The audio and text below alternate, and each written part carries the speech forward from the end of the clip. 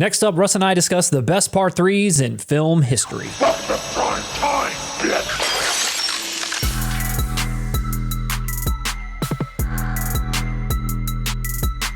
Welcome back to 4K Kings. My name is Matt. I am Russ. Today, we are back talking about some of the finest film sequels. Wonderful. Specifically part 3s. The best part 3s that cinema has to offer. Think about your Spider-Man 3s. X-Men 3? X-Men 3, Brett Ratner masterpiece. There's a lot out there to choose from, but Matt and I are going to run down our list of what we consider the best part 3s. When you think part 3, the thing that I immediately think of is that it's probably not going to be great. It's probably a cash grab. It's probably just trying to squeeze every last drop out of whatever remaining fans are left. It's an official sign of the downfall. It does seem that way. You've never heard anyone say Superman 3 is my favorite Superman film. But we have plucked some gems. That's right, the outliers, the ones that went against the grain. And if you feel like we left one off this list, share it in the comments. We'd love to hear it. None shall interfere. Do as you please. But also keep in mind, this may end up being a series. There's a lot of great part 3s out there, Matt. We're just scratching the surface. Russ, why don't you kick us off? I'm going to kick this off with Halloween 3, and as soon as I say that, I felt a collective eye roll from our entire audience. I'm sorry, everybody, but if this film wasn't called Halloween 3, it would be seen as an 80s horror classic. We have Tom Atkins. We've got Ellie, who is like the definition of adorable. We have a conspiracy involving Halloween masks to commit mass genocide on a generation of children. Sounds great. Now, dude, I get the opposite side. As a Freddy fanboy growing up, had I checked out Nightmare 3 and Freddy Krueger was nowhere to be seen, I would have lost my shit. Stop it! Stop it! Stop it! Stop it! Stop it! I think it's interesting that they decided to go in the direction of, is it an anthology? Well, what happened was John Carpenter intended this series to be an anthology that's what I'm if it was thinking of. going to keep going. But Halloween 2 picks off right where Halloween 1 leaves off. Right. When 3 came around, Carpenter got to do what he wanted to do. He wanted to do a yearly Halloween film that just had a completely different story. I don't think there's any more story in the Halloween movies. Why don't we veer off and do something brand new? And that's what we did. I think that's badass. It's not what people wanted. Michael Myers became instantly iconic. Shows you how wrong I can be. But what you get in Halloween 3, dude, is such an enjoyable 80s horror film. It's great. Carpenter does the score again that's a little different while still playing on the classic motif. That silly-ass song, it's a blast. I think the concept is really cool too. If they had simply just called it Season of the Witch and it was an 80s horror film that existed, everyone would be praising it. Halloween 3, great part 3, one of the best. Don't you have any Halloween spirit? No. My first part 3 is something that if you had asked me a few years ago, I wouldn't have even expected that this would have ended up on any list of films that I would be here championing. I know you're a big Fast and Furious fan. Toy Story is a movie that came out when I was growing up, the age that I was when Toy Story 2 came out, which is like something like 10 years later, some like long amount of time. And I will say that part 3, it is one of the best part 3s of all time for all the reasons that you want in a trilogy conclusion. You want there to be high stakes. You want there to be an emotional core. You want there to be a perfect send off of all the characters that you've learned to love. And if you mess that up, then what the hell are you even doing it for? And they nailed this to the highest degree. I feel like pretty vindicated in the fact that people are like, I sobbed. I think Tarantino was even on something talking about how much he loves Toy Story 3. In the case of Toy Story, the third one is just magnificent. It's one of the best movies I've ever seen. There's so many respectable people out there that are praising Toy Story 3, and it deserves every bit that it gets. It actually is on my list of honorable mentions for this segment. Let me tell you, I agree with everything you said. My experience was almost the same as yours. To this day, I've never seen the second one. Oh, okay. I've only seen the first and the third, and regretfully, I saw the fourth. 4 undoes it all. One of the most intense scenes in American cinema of this century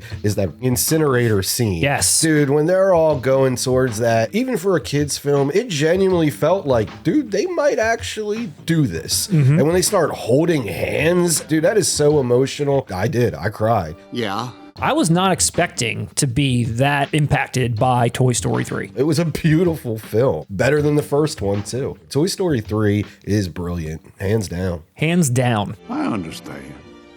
What do you got next, Russ? I would pick as one of the best part 3s of all time, Indiana Jones and the Last Crusade. Here, here. Thank God they never made another Indiana Jones movie after this one.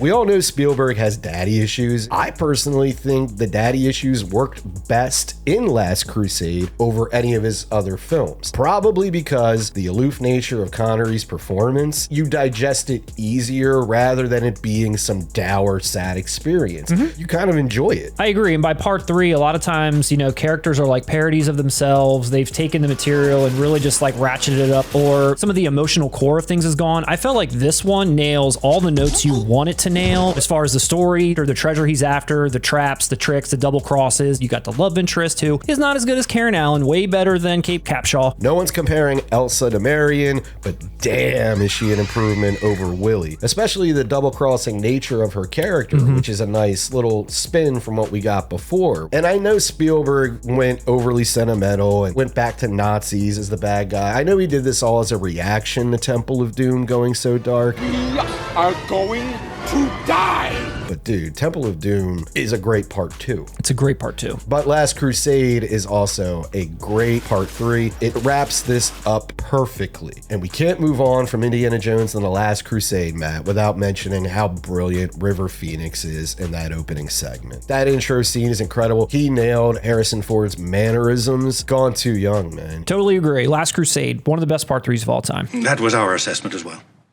Coming in hot for me, Russ, is Die Hard with a Vengeance. Part 3 of the Die Hard series. What are we talking? 6 movies of Die Hard at this point? 5. 5 now. And this is the 3rd one where John McTiernan comes back, and it's not even really a Die Hard movie, but it's so entertaining, even though it kind of breaks from the formula. I think Jeremy Irons was an excellent villain. I really liked how he plays with John McClane the entire time. I will say the ending could be a little bit better. Like the finale of the entire film is a little bit weak compared to everything that kind of builds up before it. However, it is still one of the best part 3s I feel like that's ever been made. Matt, I have to respectfully disagree with you. Oh my God. Tell the police to get up here quick. Somebody's about to get killed. I enjoy Die Hard with a Vengeance. I think it's a great Lethal Weapon ripoff, but I cannot put it as a best part 3. It's not a Die Hard movie. John McClane is not John McClane in this movie. He's more Joe Hallenbeck from Last Boy Scout. Yeah, dude, that ending is crazy. I know they reshot it. I know there were issues. Jeremy Irons is great. Dude, the idea that he's literally Hans Gruber's brother. Awesome. Silly. I'm not saying it's bad. John McTiernan cannot make a bad action movie, but to suggest it's one of the best part 3s of all time, I think it's a little juvenile of you, Matt. I'm doing more than suggesting it. I'm guaranteeing it. And I think it sounds like you're rejecting it based on the fact that it doesn't fit the bill for a Die Hard movie. Like it should be a standalone, therefore it's not a part 3. Similar to what I said about Halloween 3, maybe this one bothers me that the title is Die Hard. Now, I will give you this. Die Hard with a Vengeance is a better film than Die Hard 2, but Die Hard 2 feels more like Die Hard. So I don't know what to do here, man. Die Hard with a Vengeance, one of the best part 3s of all time. Yippee-ki-yay, motherfucker. Russ, what do you got next? I gotta go Exorcist 3.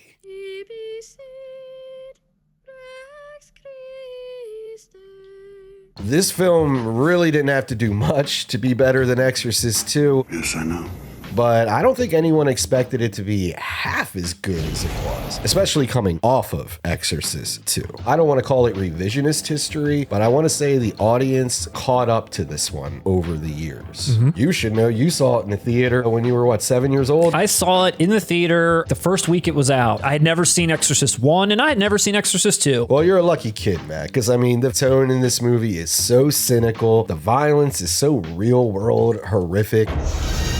It honestly has more in common, I'd say, with 7 or Silence of the Lambs, even more so than it does with the original Exorcist. Yeah, I can feel that. It was a smart decision because it separates itself. It makes it its own film, something part 2 should have tried doing. And then you got George C. Scott being all gruff the whole time. He's a little upset throughout this movie. You can only misplace documents so many times without losing your shit. It is not in the file. It is not. And for someone who didn't see 1 or 2, when the guy that he's like interviewing, when he turns from Father Karras to Brad Dourif on and off, I'm like, why does this guy's face keep changing? What's going on here? I don't understand. And that's another great point. It has enough connective tissue to the original without it being a direct lineage or storyline to Reagan specifically. Anybody who hasn't seen the sequels, skip part 2 and go right to 3.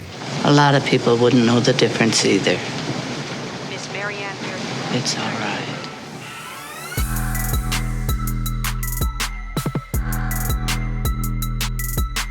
There's plenty for the both of us.